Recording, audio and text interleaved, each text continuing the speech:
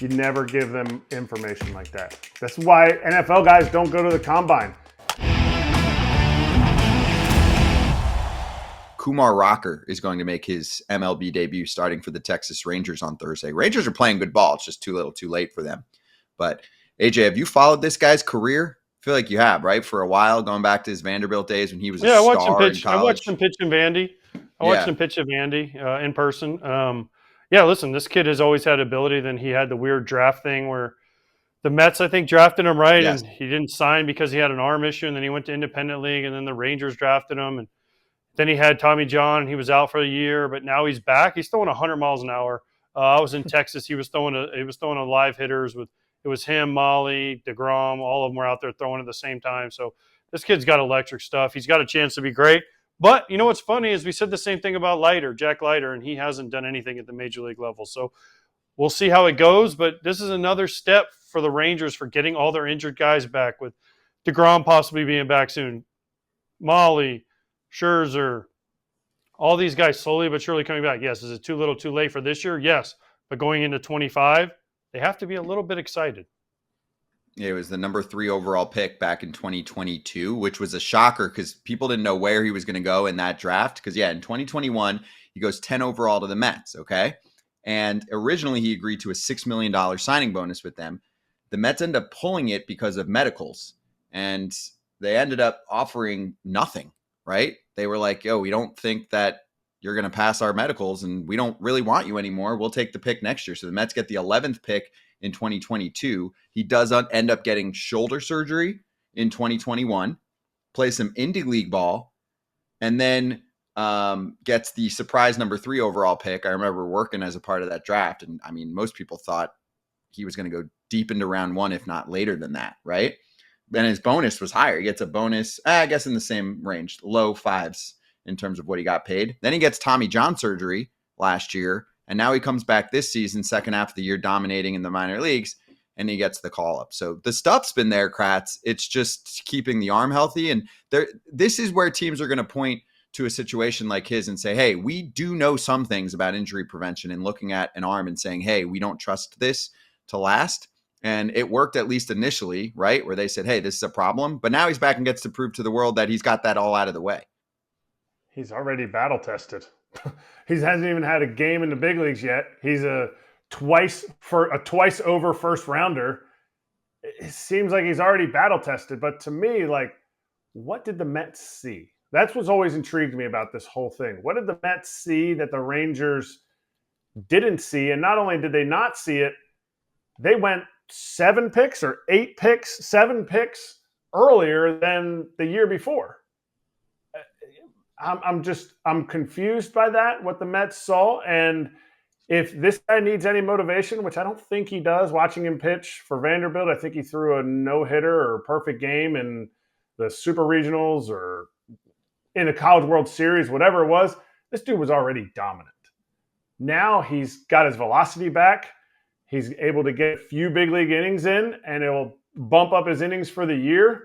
He just seems like he's one of those gems that's not really a hidden gem because we knew about him, but like now he's resurfaced. So it's like it's a prize that they lost and now they found again. And oh yeah, they have Malley, they have DeGrom coming back, they have some legit arms out there in Texas.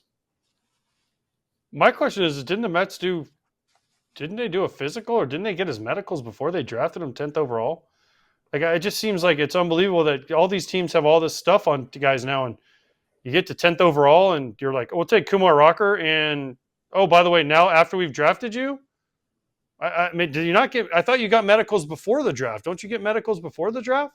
I don't think you have to, AJ. I got to look back. I remember reading a lot on the story, so don't directly quote me on this. No. But I think that they get the medicals, like once you get the player, before you sign a player, you definitely get the medicals, and the public is not privy to the medicals, okay? But I think that might have been a case where, and Rockers of Scott Boras Klein, they're like, hey, we're not giving you much information. Like, you pick, you do what you want. Now that he's picked, you get to look at the medicals. Then they look at the medicals and say, not for us. We see too many issues here, I think. Okay. Well, 21.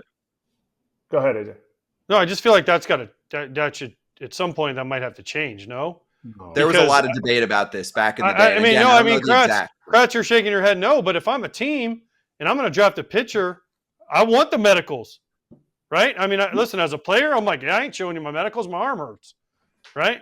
But as a team, you'd think like, man, we wasted a pick. You know what they got out of that 11th overall pick the next year? Do you guys know who the Mets got instead of Kumar Rocker? Was it Parada? Parada. He's hitting 208 in Double-A this year. Yeah, I mean, it's catcher taking some time to develop. I get it, but yeah. But they got a catcher, don't they? They got some guy in the Mets organization that's pretty good at catcher. Last time I checked, they had a catcher that was decent.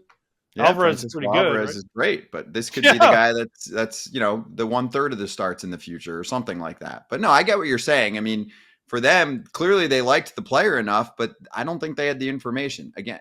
So why? What do you think, Kratz? You don't think that player should have to share anything until they get picked? Zero. Get super busy, and getting back on a good fall workout routine needs to be easy for me.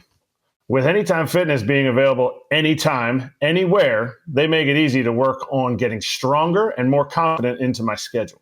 Kratz is spot on. It's got to be easy to make that routine happen. And that's why we love Anytime Fitness, with access to 5,000 plus well-equipped gyms open 24/7. And this is not your average gym experience. They also provide personalized coaching support that provides members the best training, nutrition, and recovery guidance, which includes the Anytime Fitness app that generates personalized workout plans and tracks your daily progress. Get after it, FT fam. To claim your free Anytime Fitness trial pass, visit anytimefitness.com and get yours today. We'll also drop that link in the description of this episode. Check out more info and claim that free trial pass at Anytime Fitness. But then once they get picked, they have to understand they might not get the bonus, because if the team looks at the medicals, they could cross that off. And this doesn't happen often either. This is where it doesn't happen often, no. But this is where the CBA needs to protect these guys. Everybody has something wrong internally. When you play baseball, your arm hurts for a reason. Your shoulder hurts for a reason. You gut through it. If somebody says, hey, I'm going to give you $5 million, I need to take a picture of your elbow and your shoulder, be like, well, do you want to pay me $5 million or do you want to take a picture? Like, my opinion is you should never give that information up. I did the MLB Combine in 21, the first one. And we had a closed door meeting with the players, and Christian Moore was on that team. And I remember telling the guys, I was like, listen, they're going to want so much information out of you. Just know that one day, each one of you guys has a shot at being a big leaguer. And the less information about things they don't need to know about, the better. Because they don't need to know this. I get it. Teams want to know. Teams want to make investments. But how bad do you want this player? Okay, but then he gets picked, and then his whole life gets turned upside down, because the Mets, if they saw this earlier, would have not taken him, and maybe some other team would have taken him. You know what I'm saying? Okay. So then let another team take. If there's a fear of injury, don't take him. Yeah, but they didn't know anything. So they pick him, then they look, then they say, this does not pass our test, and now he can't get picked again until a year later. So you're saying he should have just given everybody the information and completely ruined his draft stock. But would it have ruined his draft stock? Because he has the same arm the next year, and the Rangers take him 3 overall. So my thought process is maybe the Mets didn't want him at 10, but maybe some other team would have taken him at 12, and then he would have been in a system and started his career earlier. And also, yeah, if he needed to get surgery at some point, then you get it under the control of a major league team. You never give them information like that. That's why NFL guys don't go to the combine. You've seen enough film of me. You've seen me throw. If I'm Kumar Rocker, you saw me throw my last game in the College World Series, and I threw a no-hitter. If you want that smoke in your organization, pick me. You don't need to take pictures of my knees. Are you taking pictures of everybody's knees? Are you taking 29th rounders knee pictures? No, you're just letting them go out and play and see what happens. All right, so then why when you're a free agent do they get to do it all? Why did Carlos Correa have to lose his foot with his foot thing? He lost 2 deals. Why? Well, at some point you got to give up the information, and if you're trying to hide something, it sounds dirty. So I mean, did he know he was hurt? Then that was trying to do the Mets dirty by having him drafted there. That's my argument against it. I understand the Players Association has has told everybody, don't give anybody anything. We're so scared to death. But if there's nothing to hide, who cares? I used to go into these physicals and be like, yeah, give me a physical. Good luck finding something. And they'd be like, okay, you're good. But if you have something wrong, then yeah, you got to hide it. But if you don't have anything wrong, why are you hiding something?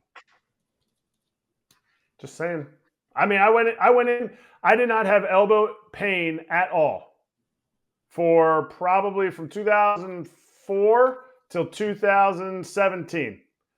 I went in because I couldn't bend my arm and I couldn't straighten it past there. One morning I just woke up, had bone chips. I was a free agent, off season, got the bone chips removed. Doctor was like, yeah, successful surgery. He's like, your elbow ever hurt? I was like, no, it hasn't hurt for 13, 14 years. He goes, your UCL is 80% torn.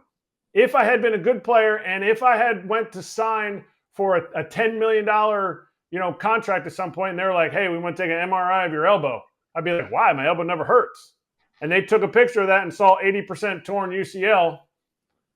Do I still get that contract? Yeah, but I think the point here is that teams do get medicals before they actually make a signing. So if you're going to get those then, you might as well get them before you pick the player so the player doesn't get screwed out of getting picked and then getting, unsigned. Be sure to like and subscribe for more content. We're back here every weekday, all year long, so do not miss an episode. The videos are coming in all day. Here's another video you might enjoy. Baseball the way it should be covered.